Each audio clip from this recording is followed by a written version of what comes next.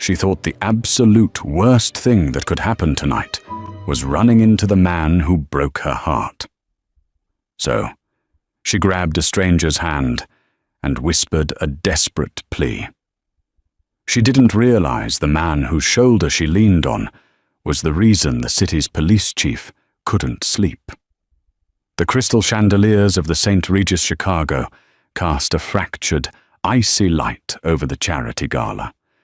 Alice stood near the towering ice sculpture, her fingers white-knuckled around a flute of champagne she had no intention of drinking.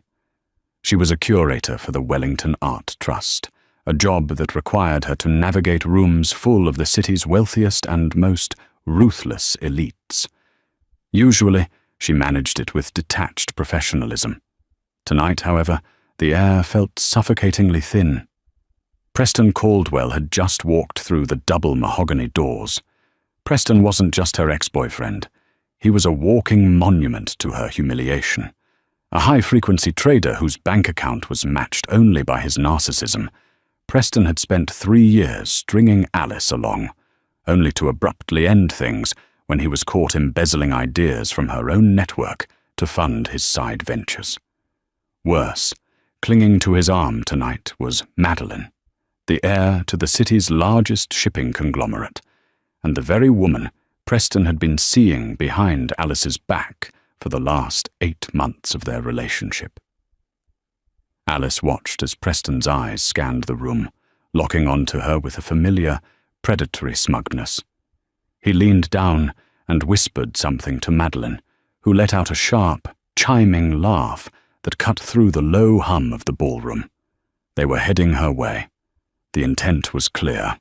A public, patronizing display of pity. Panic, cold and sharp, seized Alice's chest. She couldn't do this. She couldn't let him see her standing alone, nursing a drink, looking exactly like the discarded stepping stone he believed her to be. She spun around, her eyes darting desperately for an exit, a friend, a distraction, anything. That was when she saw him. He was standing near the velvet-draped balcony doors, partially cloaked in shadow, swirling an amber liquid in a lowball glass. He didn't look like the other men in the room, while the tech billionaires and hedge fund managers wore their wealth loudly in shiny Rolexes and flashy tuxedos. This man wore power like a second skin.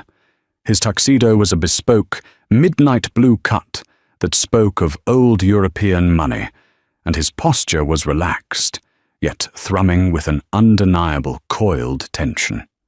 He was strikingly handsome, with sharp, aristocratic features and dark eyes that surveyed the room with complete and utter boredom.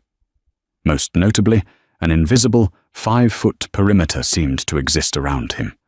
The city's socialites, usually desperate to network, subconsciously stepped around him, giving him a wide berth. Alice didn't notice the warning signs.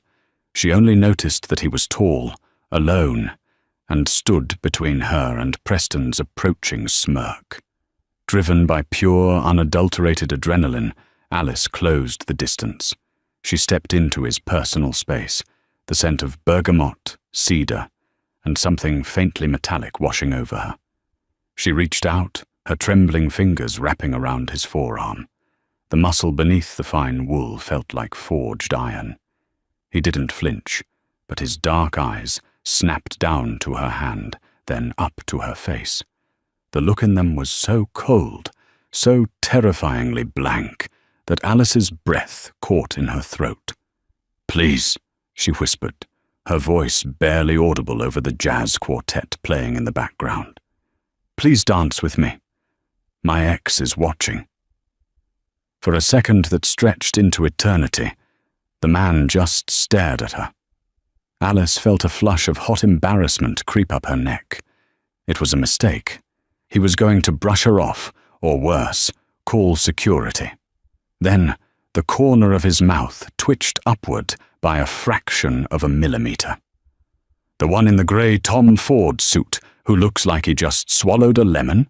the stranger asked. His voice was a low, resonant baritone, smooth but lined with gravel. "Yes," Alice breathed. "Right then," he murmured. He didn't just take her hand, he claimed it. His large palm enveloped hers, and his other hand settled firmly on the small of her back. The touch sent an involuntary shiver down her spine. He guided her effortlessly onto the polished mahogany dance floor, just as the quartet transitioned into a slow, melancholic rendition of a classic standard. He pulled her flush against his chest. It was an intimate, possessive hold, far closer than polite society dictated. Alice gasped slightly, looking up into his face. "If we're going to sell this, sweetheart, we sell it completely," he muttered, his lips grazing the shell of her ear. "Smile." Alice forced a radiant, breathless smile, looking over the stranger's shoulder. Preston had stopped dead in his tracks. The colour had completely drained from his face. He wasn't looking at Alice with jealousy. He was staring at her dance partner with a look of abject, unadulterated terror. He actually took a physical step backward, bumping into Madeline, before grabbing her arm and turning in the opposite direction. "He looks like he's seen a ghost," Alice whispered, genuine confusion lacing her relief. "He's seen something worse," the stranger replied calmly, spinning her smoothly. "You have terrible taste in men, by the way. Caldwell is a bottom feeder." Alice stiffened. "You know him?" "I know everyone in this city who thinks they have money," he said, looking down at her.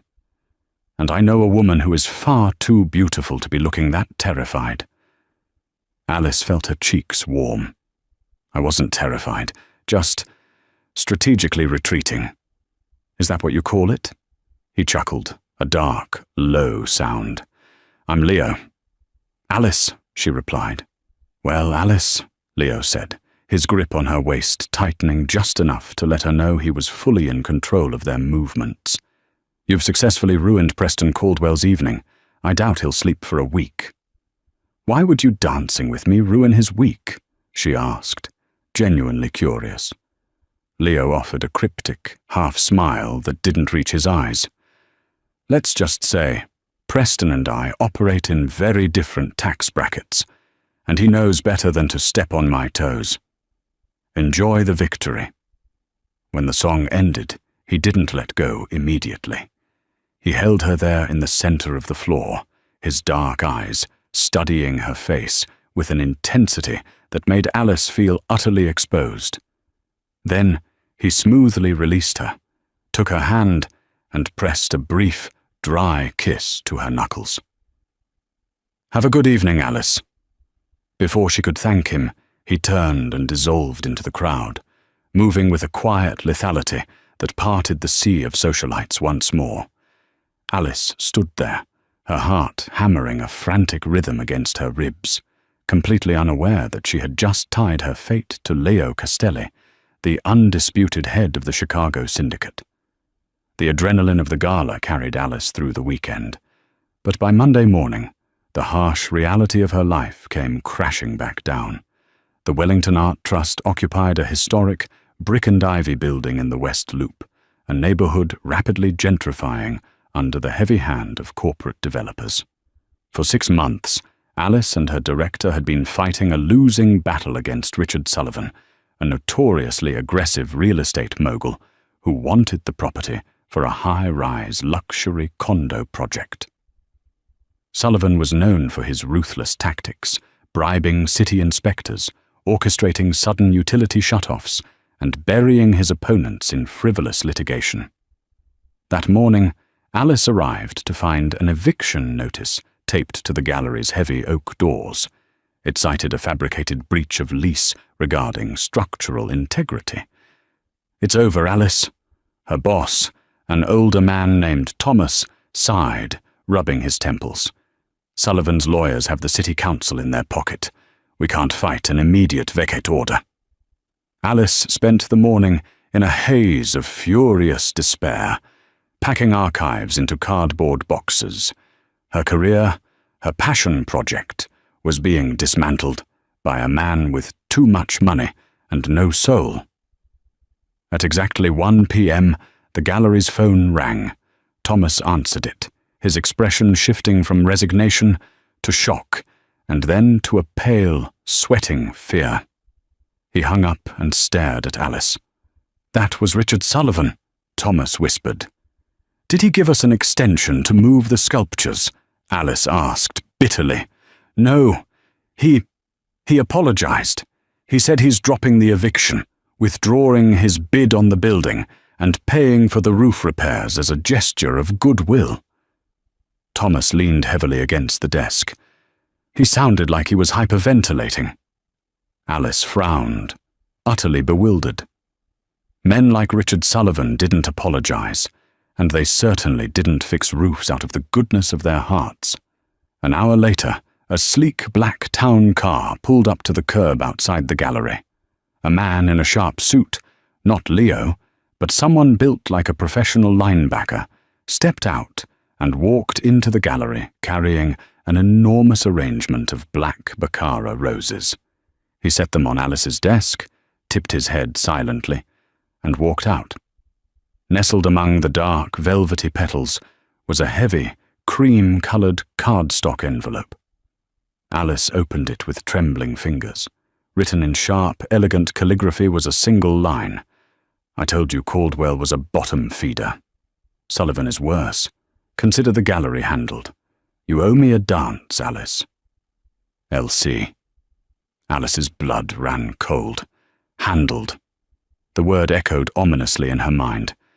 "Sarah, I need you to tell me who L.C. is," Alice demanded, the second her friend picked up, locking her office door.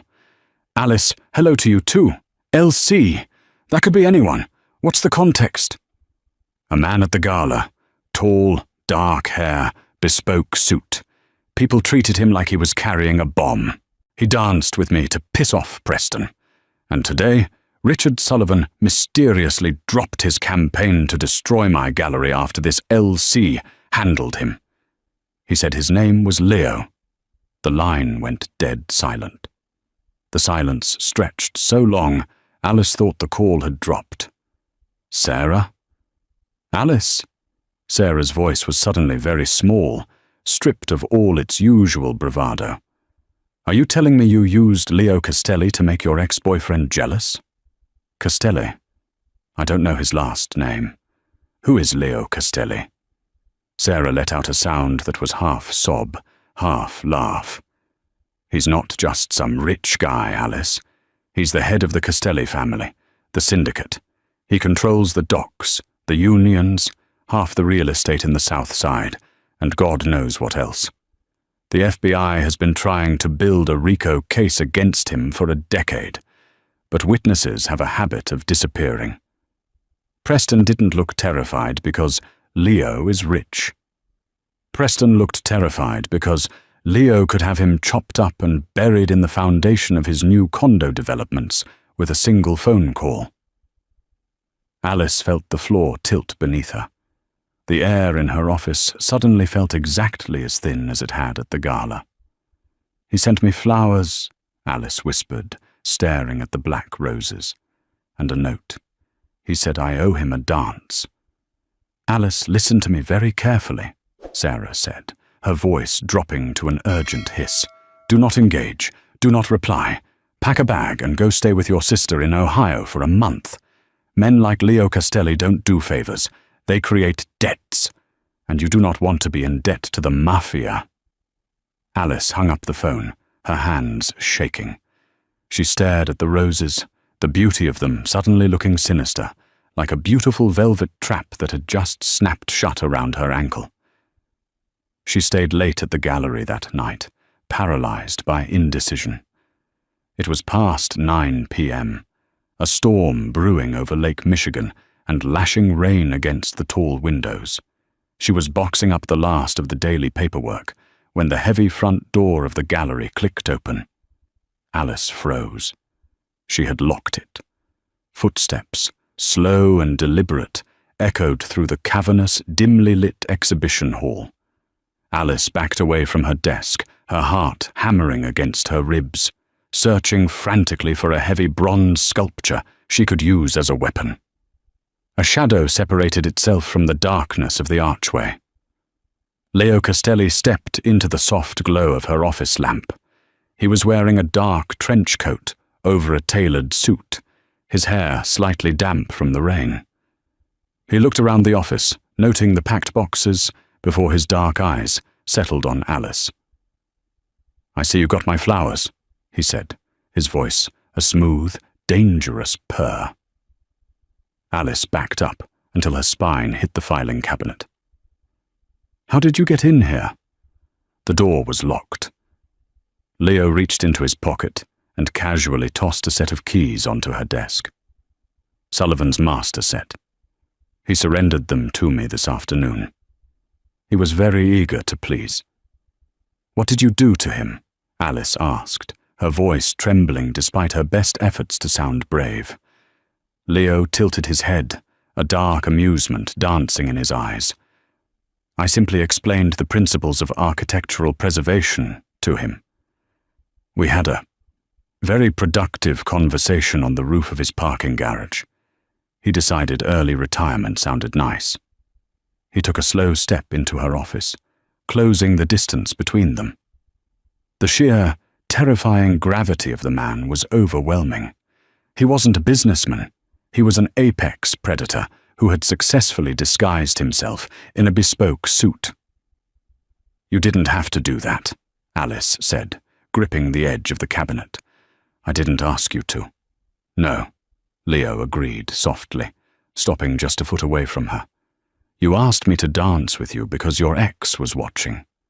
A very bold move, Alice. Most people would rather jump into the Chicago River in December than voluntarily grab my arm. I didn't know who you were." "I know." Leo reached out, his knuckle gently trailing down the line of her jaw. Alice sucked in a sharp breath, too terrified to move away. "That was the best part. For 3 minutes you looked at me like I was just a man. But now—" He trailed off, his eyes dropping to her trembling hands. "Now you know. And yet, I find I'm not quite ready for our interaction to be over." "What do you want from me?" Alice whispered. Leo's thumb brushed over her lower lip, his gaze dropping to her mouth before snapping back up to her eyes. "I told you. You owe me a dance, and I always collect my debts."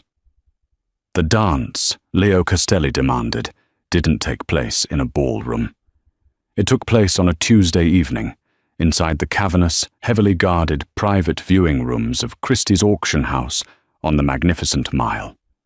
A sleek, armored Mercedes-Maybach S-Class had collected Alice from her apartment. Waiting on the plush leather seat was a garment bag containing a breathless, emerald-green Oscar de la Renta gown and a velvet box holding a Cartier Panthère necklace dripping with diamonds. It was a king's ransom, an unspoken command to look the part of a woman who belonged at the side of a predator. When she arrived at the private gala, Leo was waiting. He looked devastating in a black Tom Ford tuxedo, his presence commanding the room without him having to utter a single word. When he secured the Cartier necklace around her throat, his cold fingers brushing her racing pulse, Alice felt the invisible collar snap shut. "Why am I here, Leo?" she whispered, as he guided her through a throng of billionaires, politicians, and socialites who parted for them like the Red Sea. "Because I require a curator with an impeccable, unbribable eye," Leo murmured, snagging 2 glasses of vintage Dom Perignon from a passing tray. "And because your ex-boyfriend has made a catastrophic miscalculation." Alice's stomach plummeted. "Preston? What does he have to do with this?" Leo steered her toward a secluded alcove, showcasing a collection of supposedly lost Renaissance sketches. "Preston Caldwell is a parasite. When he wasn't busy breaking your heart, he was busy funneling millions of dollars through offshore shell companies. Unbeknownst to him, one of those companies belonged to the Volkov Bratva, a rival faction from New York trying to gain a foothold in my city." Alice stared at him, the opulent surroundings blurring. Preston is laundering money for the Russian mob? He was, Leo corrected, his voice a chilling monotone. Until he got greedy and started skimming off the top to fund his new tech venture with the shipping heiress. The Volkovs noticed. Preston, in a sheer panic, promised them a cache of untraceable assets to settle his debt, specifically this collection of sketches we are looking at right now. "And where do I fit in?" Alice asked, her voice shaking. "You, my dear, are going to loudly and publicly appraise these sketches for what they truly are," Leo said, a cruel, brilliant smile touching his lips. "Forgeries." "Forgeries?" Alice stepped closer to the glass display, her professional instincts momentarily overriding her terror. She squinted at the cross-hatching, the aged sepia ink, the supposed 16th century watermarks. "Leo, these look incredibly authentic. If I declare them fake without proof, it will ruin my reputation. And if they belong to the mob? If you do not declare them fake," a new, frantic voice hissed from the shadows of the alcove, "they will kill me, Alice." Alice whirled around. Stepping out from behind a marble pillar was Preston. He looked nothing like the smug, polished trader from the St. Regis. His Brioni suit was crumpled, his tie was loose, and his face was slick with a cold, terrified sweat. He looked at Leo with the desperate eyes of a cornered rat before turning to Alice.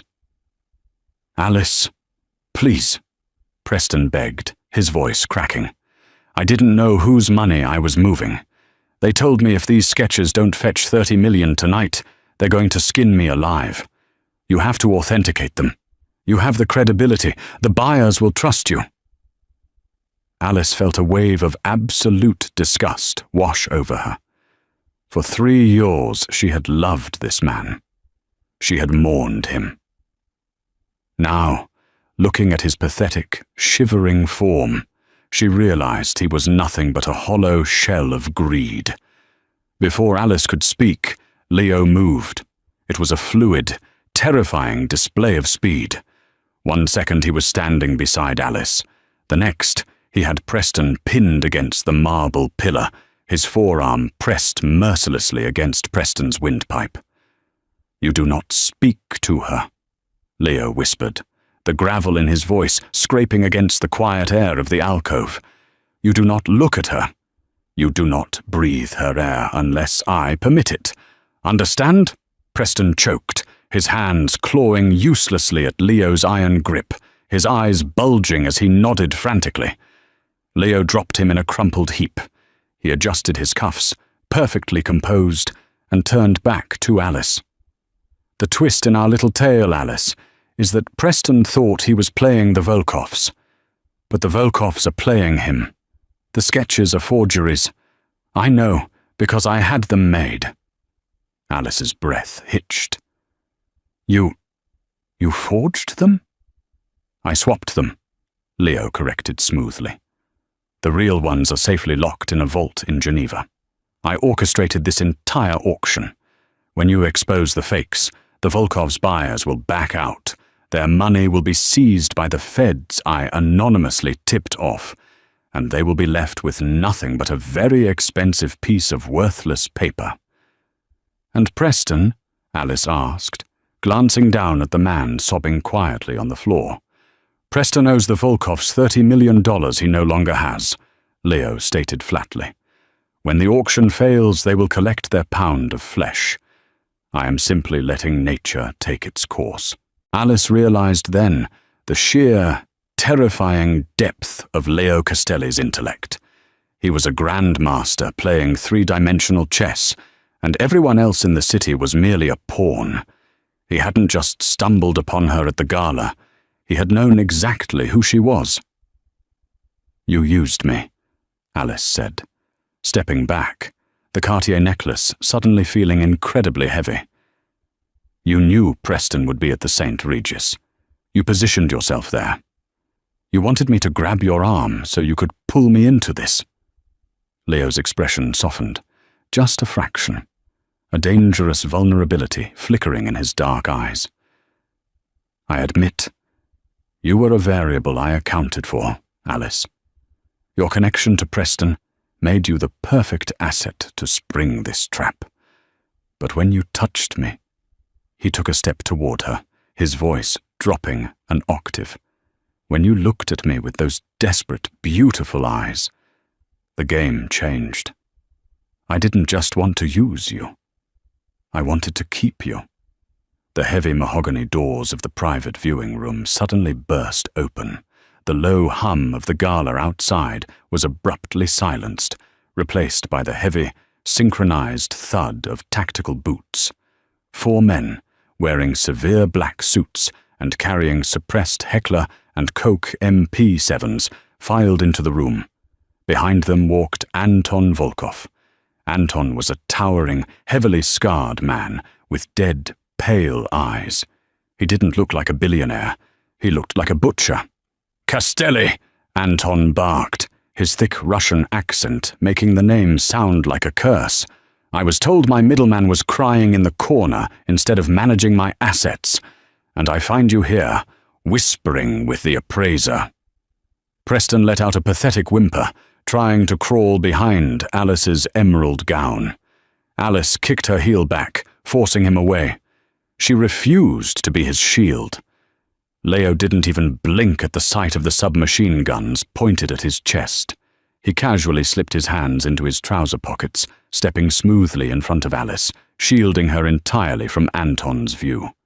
"Anton," Leo greeted casually, "you're looking well, though I hear your investments in Chicago are about to take a rather steep dive."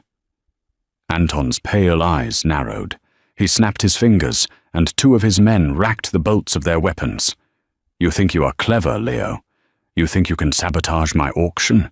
The girl will authenticate the sketches, or she will paint them with her own blood." "She won't be doing either," Leo replied. His voice was no longer a purr. It was a lethal, vibrating threat. "Because the fakes in that display case are not yours to sell, and the woman standing behind me is not yours to threaten." "Is that so?" Anton sneered. "And who is going to stop me? You are unarmed, Castelli. You walked into my viewing room with nothing but a pretty pet." Leo's dark chuckle sent shivers down Alice's spine. "Anton, you've been in my city for 3 months, and you still haven't learned the most basic rule of Chicago." "And what is that?" "I don't walk into rooms," Leo said softly. "I build them." Leo casually withdrew his right hand from his pocket and pressed a small, hidden button on the inside of his tuxedo jacket. Anton froze, the color draining from his scarred face. "Drop the guns, Anton, or they'll need a sponge to get you out of this carpet," Leo ordered, his voice echoing with absolute authority. Slowly, furiously, the Russian enforcers lowered their weapons. Anton glared at Leo with a hatred so pure it practically smoked.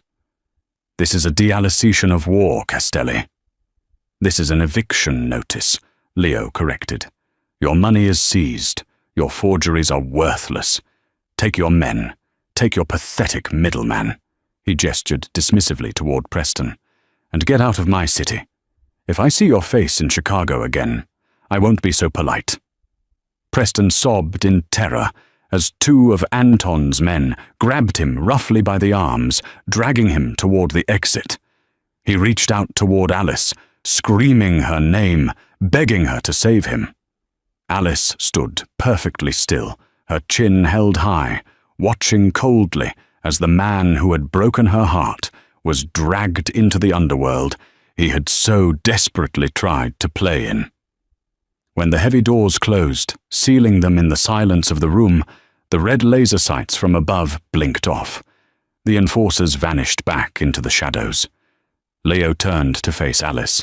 The cold, ruthless Mafia boss was gone. In his place was a man looking at her with an intensity that burned right through to her soul. He reached out, his warm hands cupping her face, his thumbs gently wiping away a tear she hadn't realized she shed. "It's over," he murmured, his forehead resting against hers. "He will never hurt you again. No one will ever hurt you again." Alice looked up into his dark eyes. She had stepped into his world to save her pride, only to discover a universe of shadows, violence, and blood. She should be running. She should be terrified. But as Leo Castelli held her, a man who possessed the power to level the city, but treated her as his most priceless treasure, Alice realized the most terrifying truth of all. She didn't want to leave. "You orchestrated this entire thing," she whispered, her hands coming up to grip the lapels of his tuxedo. "You manipulated me, Leo." "I did," he confessed without a hint of remorse. "I saw something in you that night at the St. Regis, Alice. A fire, a survivor. I knew you didn't belong in the shallow end of the pool with men like Caldwell. I knew you belonged beside me." He paused, his gaze dropping to her lips. "I am a monster, Alice. I will not pretend otherwise. I can give you the world, but the cost is living in the dark.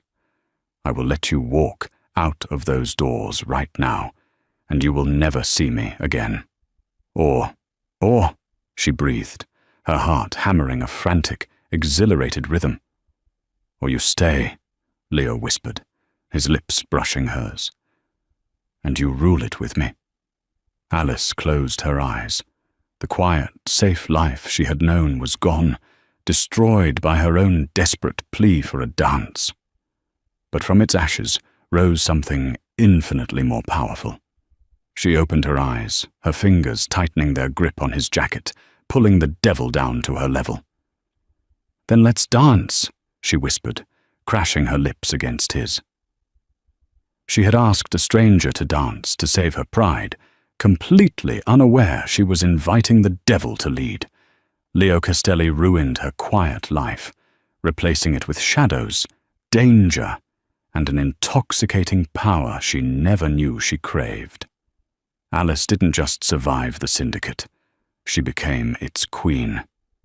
As he pulled her close, the city burning beneath them, she knew she would never stop dancing.